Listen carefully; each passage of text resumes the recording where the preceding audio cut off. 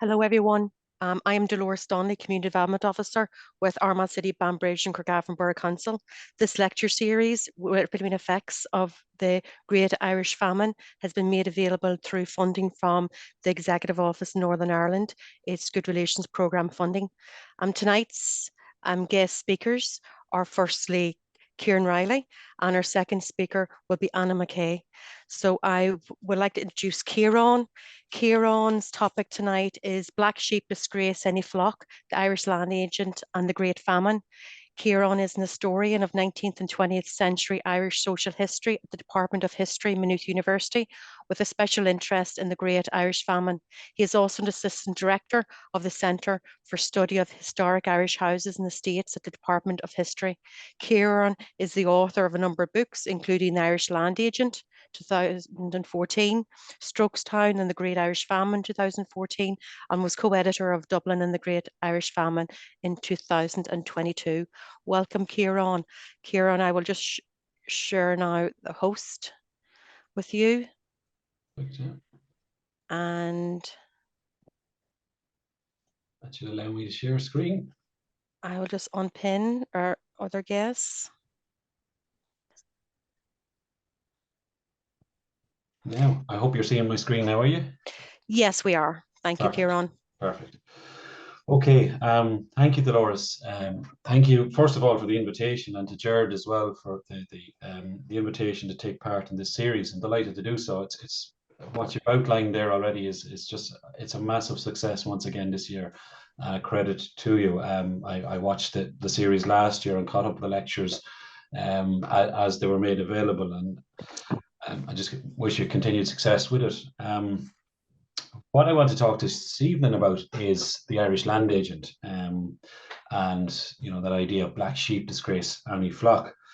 The Irish Land Agent is central to Irish history, and particularly in the 19th century, and in particular to the period of the Great Famine. And I hope what I share with you over the next few minutes will set the scene for what is coming over the next couple of weeks, and in Anna's presentation as well later tonight. The Land Agent was the subject and the focus of my PhD thesis at Maynooth between 2007 and 2010, where I undertook a study of the land agency business in County Offaly, or Kings County as it was known at the time. And that, as Dolores mentioned, was published in 2014, subsequently as the Irish Land Agent. So this evening, what I want to do is share some of the findings and introduce a character who I think is central to understanding Irish famine history, but in particular to understanding local history and the history of landed estates, and understanding how things transpired during the Great Famine. Of course, land agents have been remembered as being demonic, the mischief makers, and in general out to trouble the tenantry or the peasantry.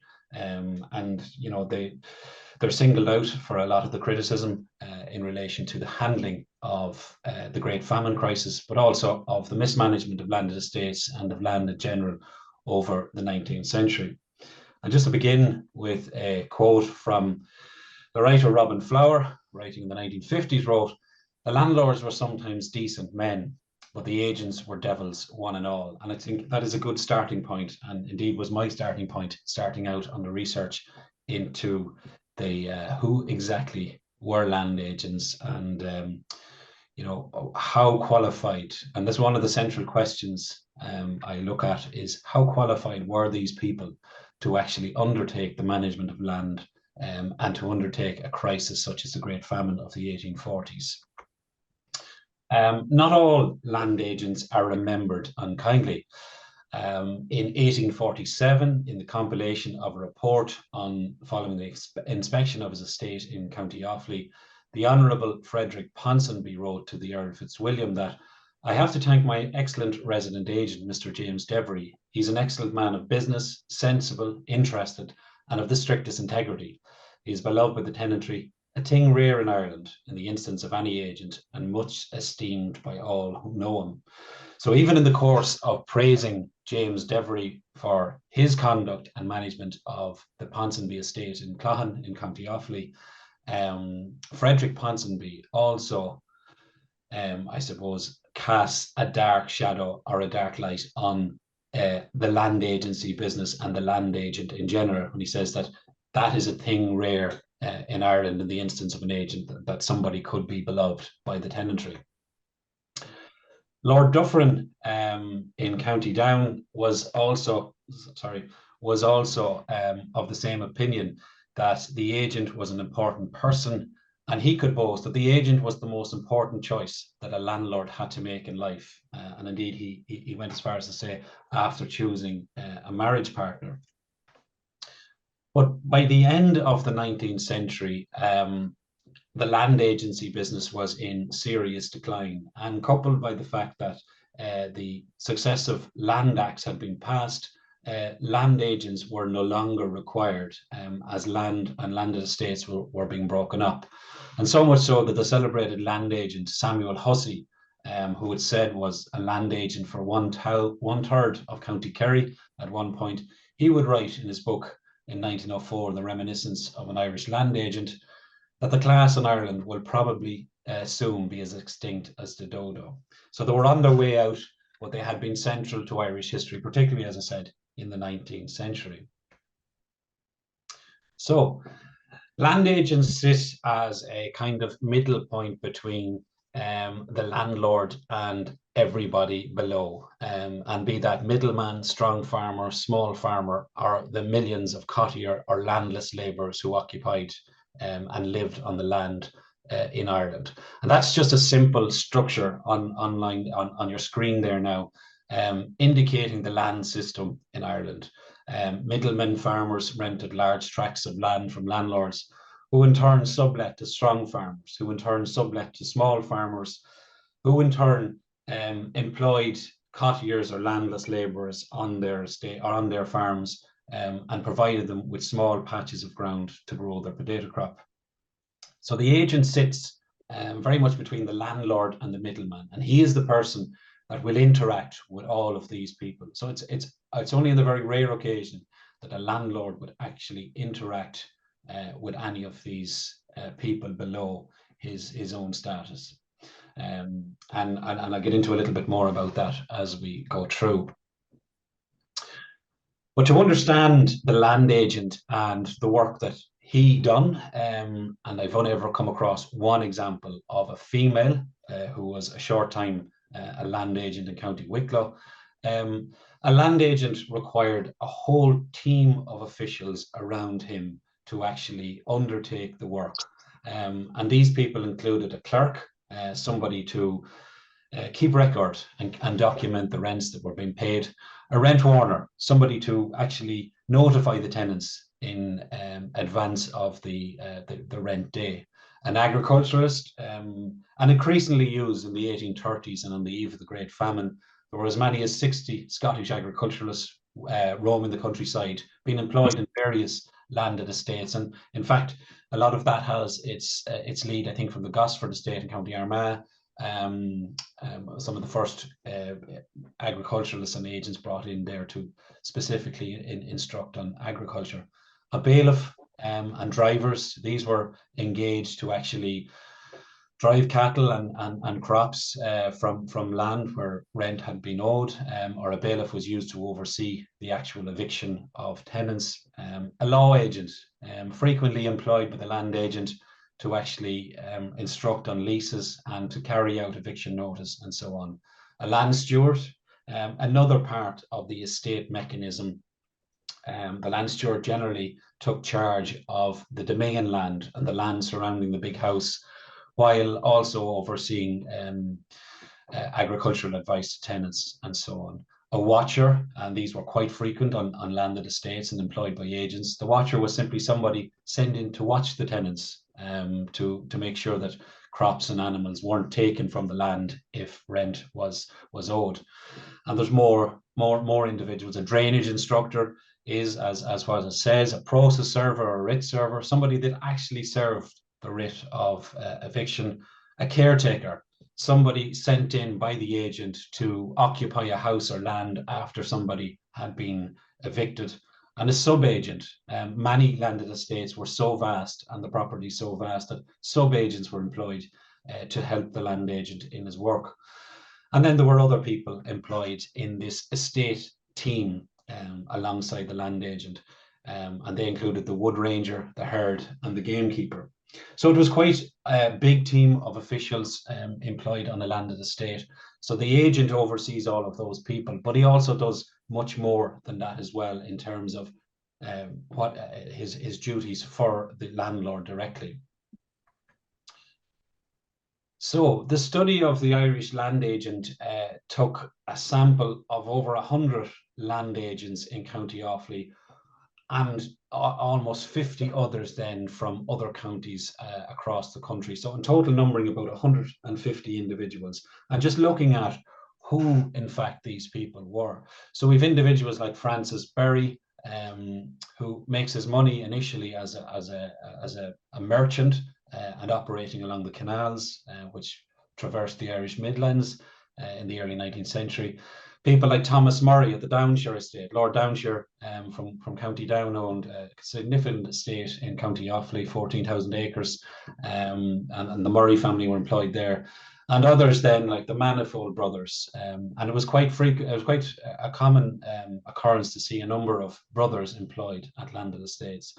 And then there were figures like George Heenan at Birr, a former banker, and George Garvey, a military man who oversaw the management of 7 estates. So it was also another common occurrence that several landlords would employ the same land agent if they deemed that person to be trustworthy and efficient in their duties. George Garvey came from a military background. I'll touch upon that in a couple of minutes' time.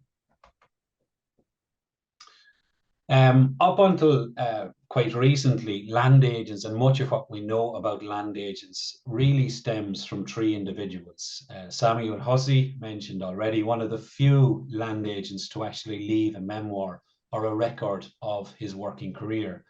In the middle, Captain Charles Boycott, of course, famous and his name, given to the English language after the incident in 1881 during the Land War in County Mayo. And on the right there, the infamous William Stewart Trench, who operated in County Offaly, County Monaghan, and in County Kerry.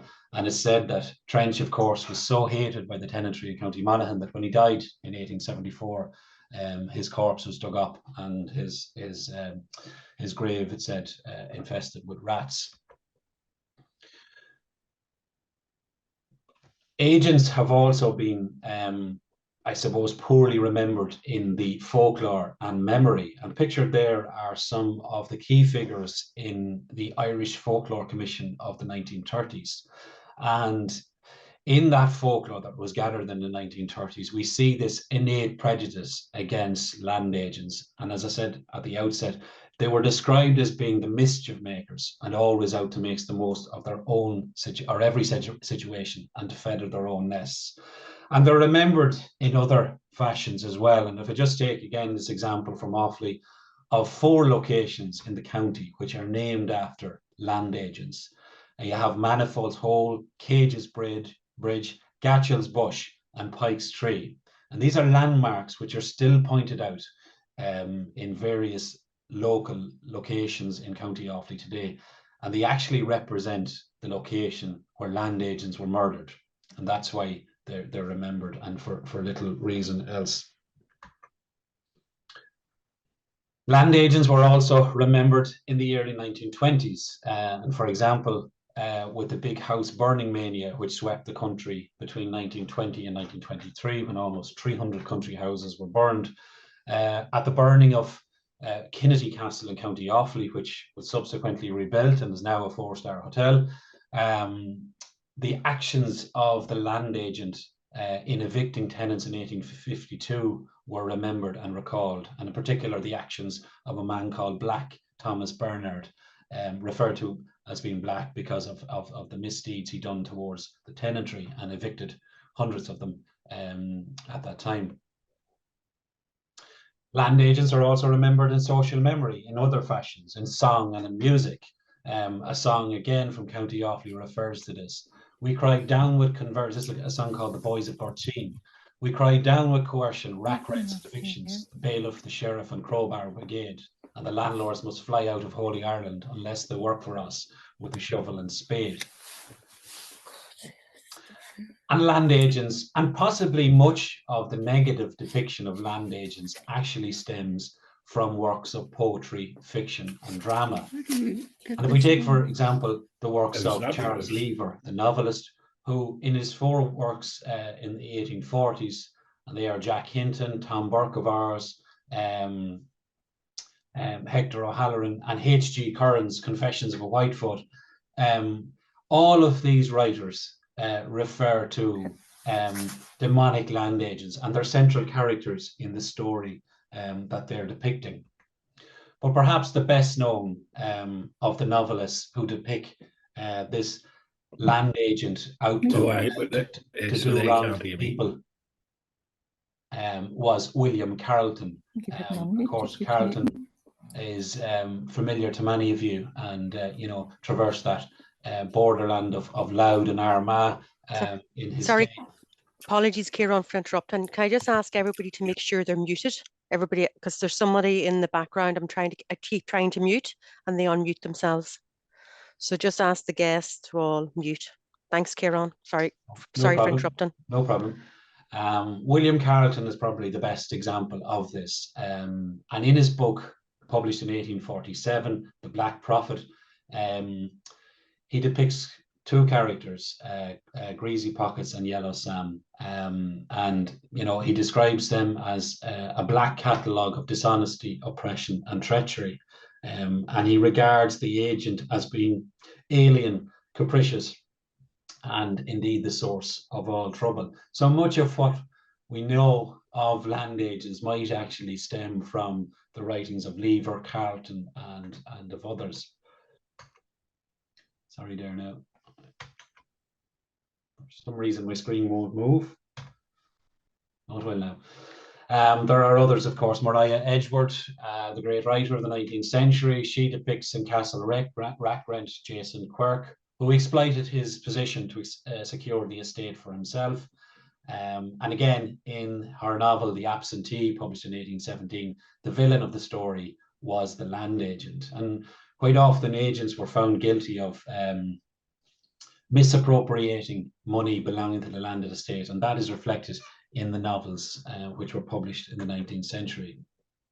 Another who wrote much later, in the early part of the 20th century, was Canon Joseph Guinan, and he published 4 or 5 books, in fact, in the first 20 or 30 years of the 20th century, which you can see on screen there. And again, the land agent is the central figure in many of these novels, and he is the source of all evil.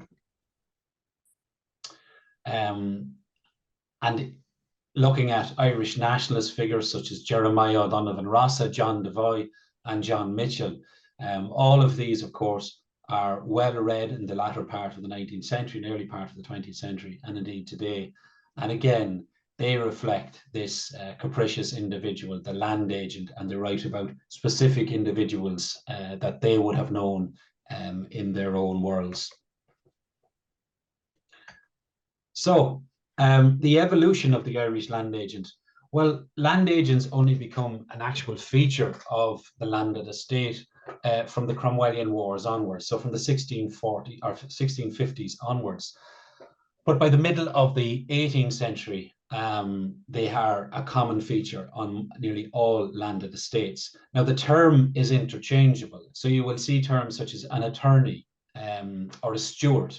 And these terms are used to describe the land agent. Land agent is very much a 19th century word, but in effect, they were one and the same person. And as I mentioned already, a host of individuals begin to make up that land agents team. It's not until the early part of the 19th century, and indeed close to the onset of the Great Famine, that we begin to see a professionalization of land agents. You know, companies such as Stewart and Kincaid and Guinness and Mahon, that's John Ross Mahon pictured in the middle of the screen, and I'll come back to him in a few minutes, and Samuel Hussey, already mentioned, of course, professional land agents, in that was their full-time calling. and they had a team of officials with them, central offices, usually located in Dublin, and managing lands in several Irish counties.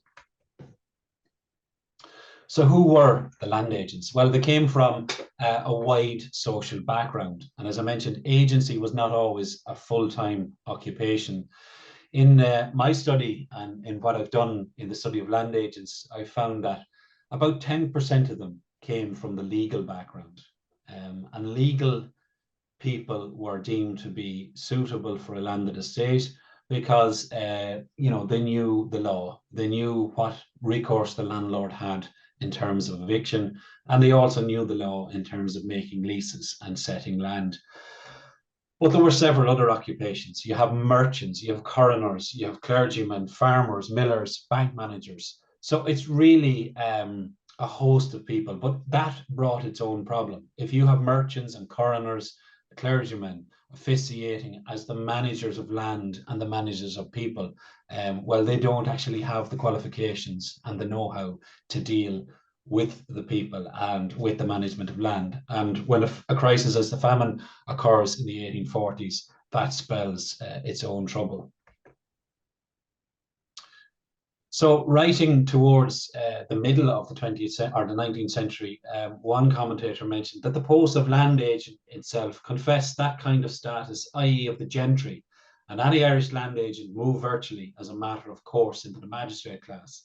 He lived, entertained and hunted like a gentleman, and he took his part like a gentleman in displaying the authority of the established regime. In effect, Irish land agents were members of the landed class. And I use that quote there just to illustrate how lucrative this position was and why it was sought after. So it allowed somebody like a coroner or a merchant or a miller to elevate their social status and to move in the highest social echelons, be it with the landlord himself or in high society. So it was a sought after position and people actually wanted to do the job. Younger sons were often of landlords often became land agents simply, as one historian has remarked, there seemed nothing else in Ireland for them to do. And some served some sort of apprenticeship, effectively rising through the ranks. And that apprenticeship, you know, might last as long as the land agent actually lived on an estate. So their apprenticeship in some cases could be quite drawn out affairs, but allowed them to move again in circles, maybe the second, third, fourth born son of a landlord engaged in that. Others then, like Henry Hatch. Henry Hatch emerges in the middle of the 18th century as a significant figure in a number of landed estates in the Midlands. And he was described as being a man of fortune and character. And in effect, he was a cattle dealer starting off. And he brings with him enough wealth to kind of financially bankroll the estate in times of hardship. So he can loan money to the landlord and so on. And that was another reason why people acquired the position in the first place, their ability to loan money to the landlord when needed. Religion. Most, as you might have suspected by now, most Irish land agents were Protestant, and that reflected the religion of their landlord. But there were a number of exceptions, of course. Lord Ross at Birr in County Offaly employed a Catholic agent at one point in the 1840s. And his reason for doing this, he said, was that he felt that the Catholic land agent might be better able to coerce the tenantry, work with the tenantry, and in general provide better results. But as he experienced and found out, that wasn't the case, and that person was quickly replaced. And then there were surprisingly a number of Quakers who acted as land agents, John Gatchell being one, who unfortunately was murdered in 1843 during the course of his work. The salary. Salaries varied from place to place, and it's difficult to talk about salaries because they simply, you know, it wasn't a set salary. Usually it was about 5% of the annual rental. But then Lord Fitzwilliam in County Wicklow and the Duke of Leinster in County Kildare paid substantial salaries to acquire the best land agents. They paid £1,000 salary which you can see there from the figures, completely dwarfed the head figure in the big house. And the head figure would have been the butler, who earned about £100 a year. So usually about 5% of the annual rental. So that again depended on the size of the land agent. Of course, these figures and these salaries were completely dwarfed when we look at their counterparts across the water. So, for example, Evander MacIver, who was a land agent, the Duke of Sutherland's factor, again, the Scottish word for an agent, he was in charge of, said, about 1.5 million acres of land. So quite a substantial figure, and that position came with an enormous salary, which completely dwarfed that of the Irish land agent. So what were the duties and what did the land agent do? Well, making leases with the tenants was one and probably the most important job. Surveying land, understanding what land could be let and sublet, what land needed drainage, what land was overcrowded and maybe perhaps subdivided, corresponding with the landlord. In general, just keeping the landlord up to speed with what was happening, keeping accounts, allotting work on the domain, representing the landlord on special committees and as magistrates. That was a really important function or role of the land agent. In effect, he was the landlord's representative locally, and where a landlord owned several estates, the land agent was perhaps the only person that tenants actually would see or know. Other agents were engaged in organising agricultural shows, particularly in the 1830s and 40s, as that took vogue. And then instructing tenants with agricultural stewards on new farming methods. And there are several Irish land agents who were actually engaged in acquiring new knowledge in the 1830s. So, for example, Charles Ryan, the Earl of Arran's agent in County Mayo, and Thomas Birmingham, the agent for an agent in County Galway, and Thomas Murray, Lord Downshire's agent at Edenderry in County Offaly. They travelled to Scotland, parts of England and Wales, and even as far as Holland and Belgium to acquire new agricultural methods and bring back and impart that knowledge to tenants.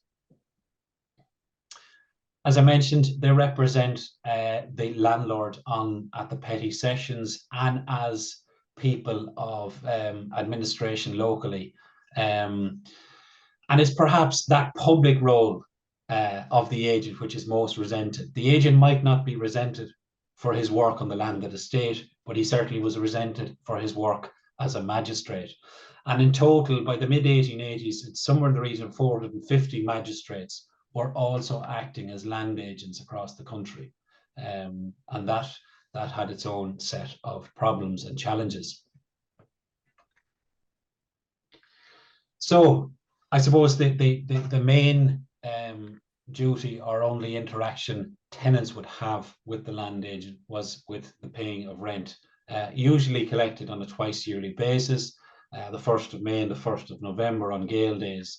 And the agent would attend with his team of officials, and where rent wasn't forthcoming, distraining was the favoured tactic. Before eviction, the agent and his team would try to distrain crops and animals in an effort to acquire the money that they were actually owed. And where failing that, or perhaps where the money or the sale of animals and crops wasn't good enough, eviction was the next port of call.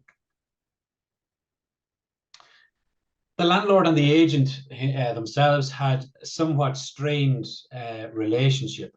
And this often came down to the fact that they weren't social equals, and the landlord,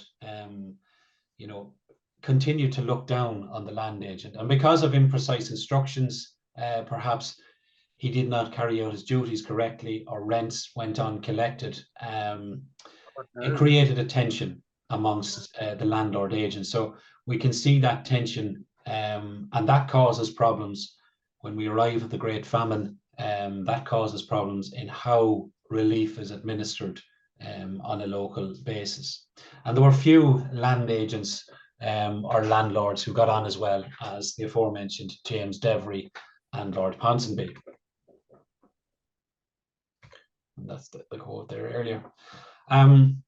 Resident or absentee, well, I suppose that's the great charge against Irish landowners at the 19th century, that they were largely absentee.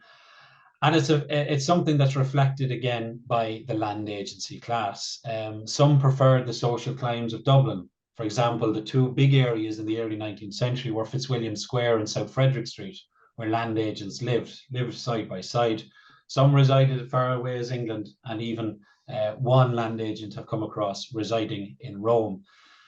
But for the study of 100 agents that I've conducted, the breakdown is roughly 50-50. 50 of them resident on the ground in County Offaly and in the Midlands, administering estates, and as I said, about 50% of them absentee and rarely visiting to the county. It was extremely hard to get away from the fact that there would be and was always fraudulent agents. It was hard to replace agents. It was difficult to remove them from their post. Landlords were reluctant to remove them from their post, even where they knew they were misappropriating money or they were conducting their business in a bad way. One of the reasons was they knew the tenantry. Another big reason was they had the legal papers and they had the documentary evidence of the landed estate in their possession. And for example, if they were dismissed, they could take the documents with them. So landlords were reluctant to actually dismiss them. And there was a celebrated case of this agent called Misset, agent of the Blundell estates in the 1700s, where Lord Blundell was reluctant to remove him because he actually had in his possession so much information. It was deemed better to keep him. And in general, it was the agent that done a lot of the dirty work and that connection with the tenantry. So they were reluctant to remove them for that fact also. I must mention as well at this juncture, I see one question came in there already about genealogy, and I'll probably have a number of them. But when looking for records of landed estates, it's often best to look to see who the land agent was, because often estate records don't actually don't end up in the landlord's archival deposit. They could be in the deposit of the land agent because the papers were with that person when they died. Social status then. Land agents engage themselves in the same pursuits and professional interests of the landlord. So hunting, racing become their favorite social pastimes, but also their engagement in professional associations and interests in the 19th century. So we see quite a number of land agents, for example, getting involved in the establishment of archaeological societies across the country. So some of, and antiquarian societies. It was a big interest of land agents, and it was another way in which they could move along up through society. And of course, the houses that they built reflected on a smaller scale those of the landlord. It could be, and it was, a dangerous calling. And just to give an example, Dolores mentioned to me earlier the celebrated agent in Monaghan who was murdered in 1851. But in Offaly alone, in the Great Famine period, 1838 to 53, there were 9 land agents. The video is stopping. A further 20. Why is that now? There was attempted assassinations, and others were assaulted, as were members of their family. So just to give you an indication of that, that's a map of the murder of land agents in Offaly during that period. And you can see certain parts of the county were more dangerous than others for landlords, for land agents and their officials.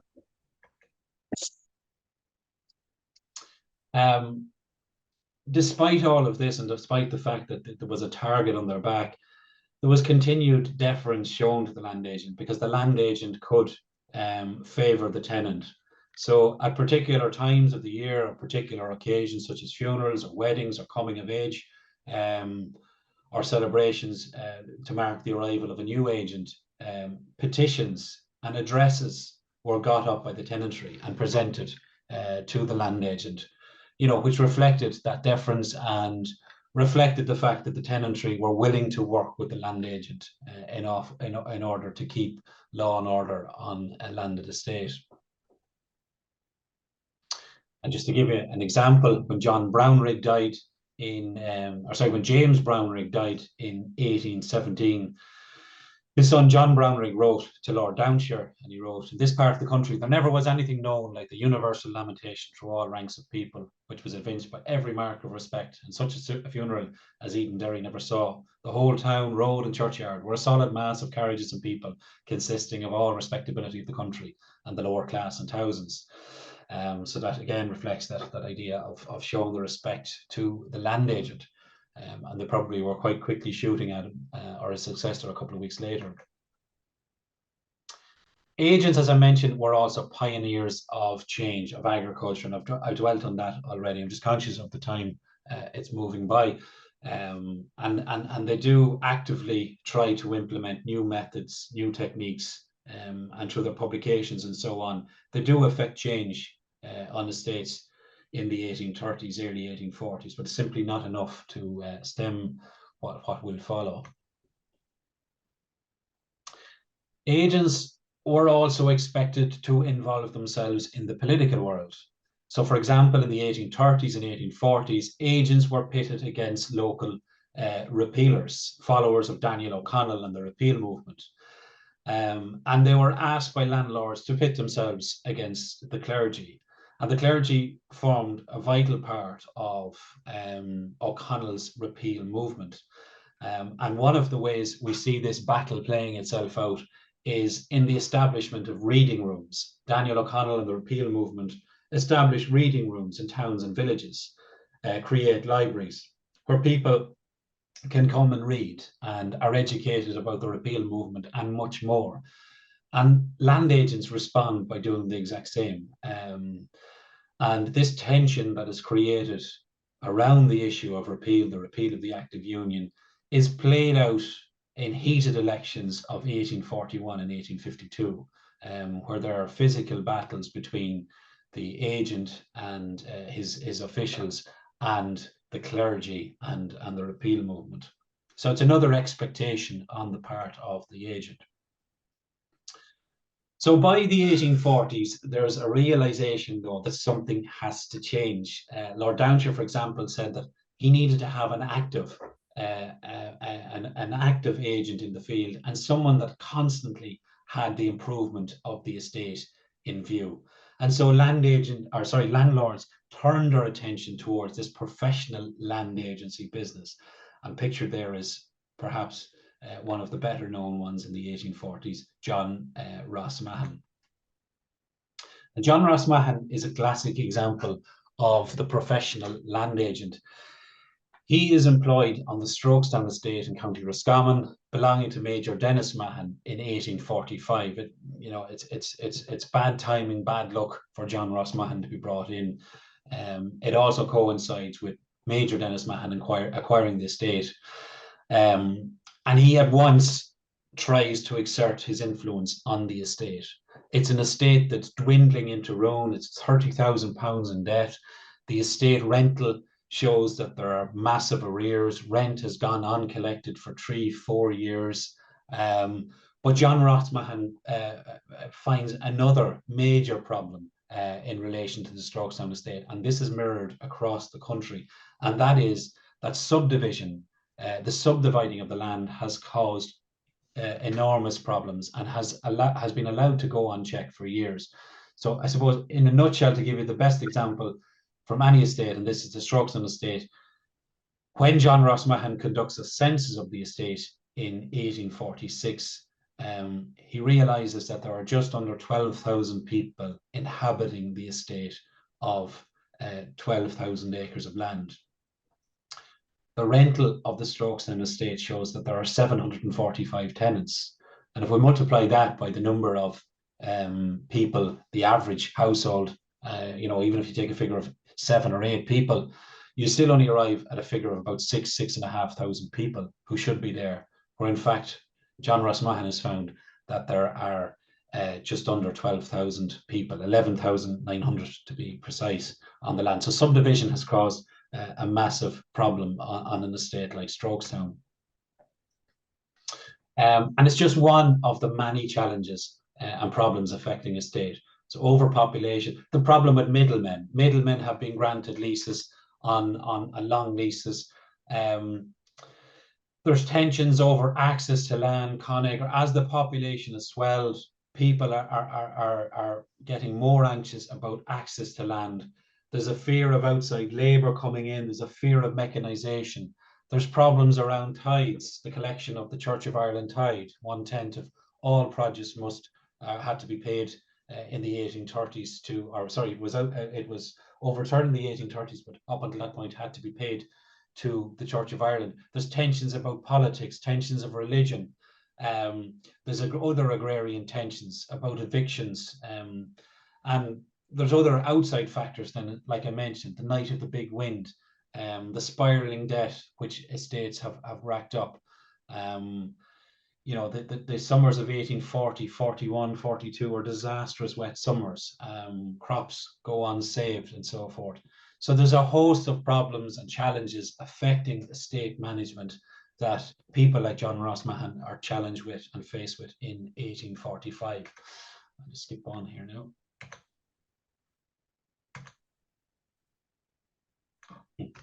Sorry. Yes, just to mention the famine crisis itself then. Land agents in the early part of 1846 play an integral role in the establishment of relief committees across the country. And they work alongside the clergy, the Church of Ireland and the Catholic clergy in doing so. And it lends itself to problems over, that they simply cannot agree on who should be provided relief, where relief should be provided, particularly in the early months of the crisis in 1846. And the clergy who they've clashed with, it's very difficult for land agents to actually work alongside the people they've clashed with over the past decade and so on issues surrounding tithes and surrounding politics and the issue of repeal. So it's a major problem in 1846 with the establishment of relief committees. So I think on a whole, you can see that these people who were charged with providing relief during the famine are actually not equipped to carry it out. They come from various walks of life and they don't have the necessary qualifications. Apart from the professional land agents, the bulk of Irish land agents on the ground in 1845-46 don't have the necessary qualifications to actually carry out the work, to oversee the management of land and to oversee the management of relief. And there was disinterested land agents. There were land agents who showed very little interest in the management of land, such as Francis Berry. There was dishonest land agents, such as Thomas Murray, who it was discovered had actually cheated Lord Downshire out of money. And then there were agents who were held in such disregard that there was never any chance of success in actually providing relief or of them being involved in the provision of relief. I'll just finish, just the necessary skills is what I've been dealing with there. Some of their initial reactions, though, are worthy of attention. In 1846, most land agents granted abatements of rent. Some didn't collect rent at all. They educated tenants on how to cook and wash affected potatoes. Others bought them at reduced prices. So again, getting back to this idea that there were good land agents and bad land agents. And some simply were of the belief that this was going to be a short-lived crisis. They believed it was the same as 1822 or 1815, 1816, years of scarcity in the Irish countryside, and that it would be short-lived and it would be over quite quickly. But as we know and what we'll hear over the next few weeks, it was a protracted crisis. And I've mentioned there the disputes with the clergy over time. Yes, some implement estate rules as the famine progresses and are associated with eviction levels spiral, and it's a whole topic for another day. Maybe Dolores will invite me back another time to talk about eviction in the Great Famine, because it's another project of mine. But agents after 1847 turned their attention in a big way towards eviction and actually removing people from the land. And we see there just sites of eviction in County Offaly. I think I've charted close to 1,500 sites of eviction across the entire country at this point. And it's really from 1847 to 51, you see the vast majority of people evicted. 250,000 families evicted from the land, numbering about 1.2 million people in that short period of time. So, as I mentioned, do they deserve the negative image? By and large, they were not equipped to deal with the crisis. And as I said, education was too varied and inconsistent for them to act coherently when faced with crisis and change. And as Edward Hughes has noted, no professional training could guarantee the essential qualities of tact, acceptance, and integrity. And they were the three key components were necessary, really, and a lot of agents were lacking that. And just to finish with a quotation, and it's where I get the title of my talk tonight, concluding on his own work as a land agent in 1852 and in responding to negative criticism, the land agent John Corcoran noted that black sheep disgrace any flock, but it was unjust to characterize them all for the tyrannical and petty meanness of one individual. So John Corcoran was responding to criticism of the land agency class in County Offaly and their actions towards the latter end of the Great Famine. And he reflected on that by saying black sheep disgrace any flock. So I think I leave it there, Dolores, now, and happy to take any questions. Thank you very much, Ciarán. Can you can stop sharing if that's okay? Yeah. I have to first, just before we take on the questions, I have to apologise to Jared because I actually haven't introduced him to the audience. Everyone, we have with us Jared McAtasney. Jared joins us weekly for each lecture. He's an historian from Lurgan, an author. His books include the Dead Buried by the Dying, The Great Famine in Leitrim, 2014, The Other Famine, the 1822 Crisis in County Leitrim, published in 2010, and he's also contributed to the Atlas of the Great Irish Famine and co-author of The Hidden Famine, Poverty, Hunger and Sectarianism in Belfast, published in 2000. So again, apologies, Jared. Have you stopped sharing, Ciarán? Yeah. Oh, sorry. I'll just remove. Apologies. I actually, my fault. I have to remove co-host. Okay. That should.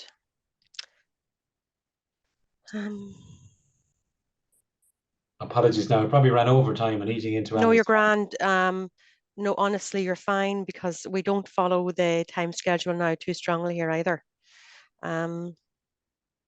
Okay, there were a few questions in the chat.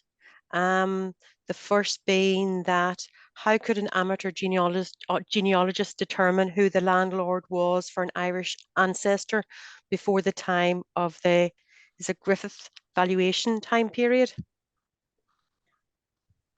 Yeah, sorry. How could an amateur genealogist determine who the landlord was before Griffith's valuation? Is that it? Yeah. I suppose it's difficult. The tide of plotments might be a help, or not. Have you any comments, Jared? It's difficult. No, I'm trying to think.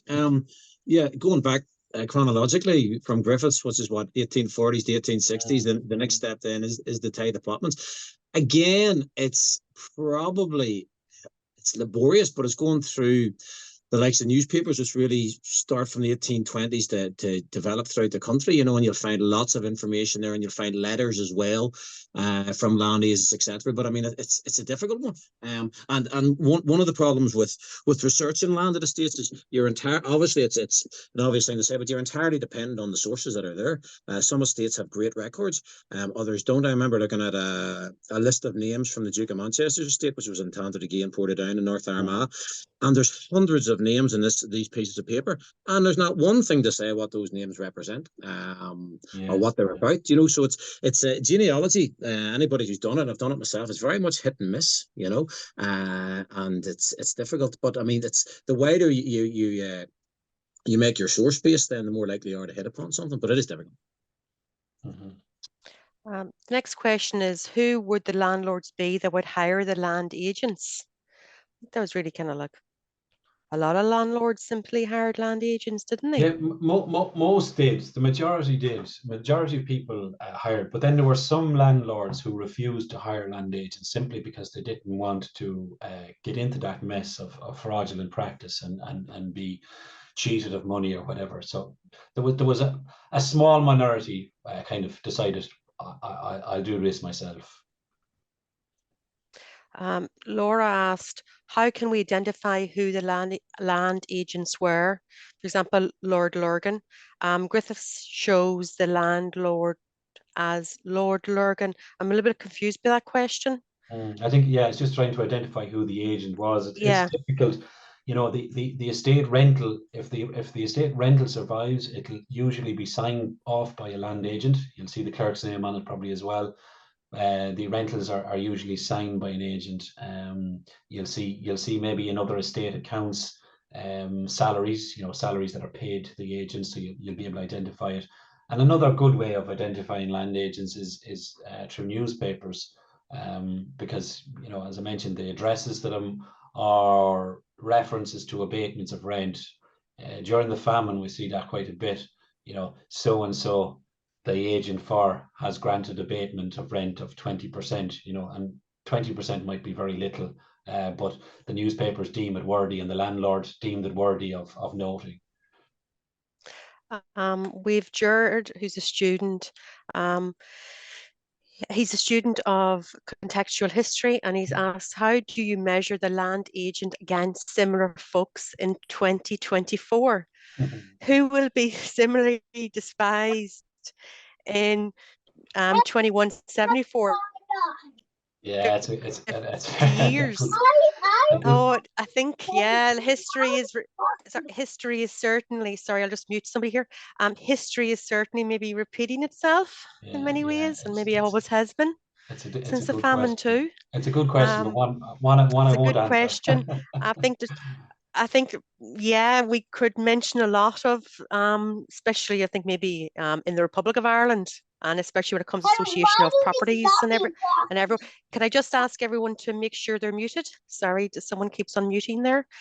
The next question is, sorry, now this is from William. Can you see that question, Ciarán? How do you think? Or do you think? Sorry, I can't pronounce that word.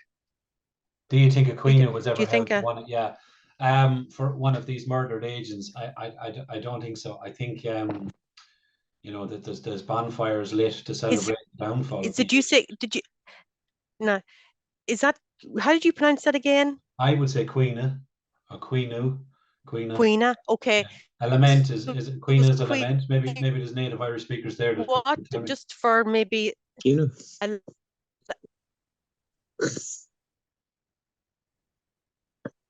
Right up.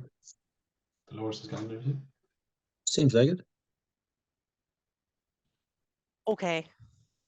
Right. Just. Okay.